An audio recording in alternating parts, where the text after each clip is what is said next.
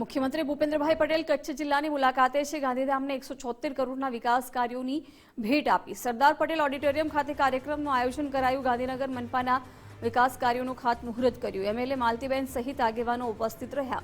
મોટી સંખ્યામાં કાર્યકરો તેમજ નાગરિકો પણ હાજર રહ્યા।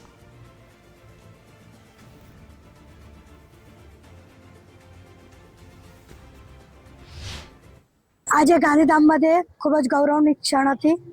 આપણા ગુજરાત રાજ્યના યશસ્વી મુખ્યમંત્રી શ્રી ભૂપેન્દ્રભાઈ પટેલજીના વરદ હસ્તે ગાંધીધામ કોર્પોરેશનના 176 કરોડના વિકાસ કાર્યોનું એમના વરદ હસ્તે ખાતમુહૂર્ત કરવામાં આવ્યું અને સાથે આપણા ઓસ્લો સર્કલ પર ડૉક્ટર બાબા સાહેબ આંબેડકર સર્કલનું પ્રતિમાનું અનાવરણ કરવામાં આવ્યું।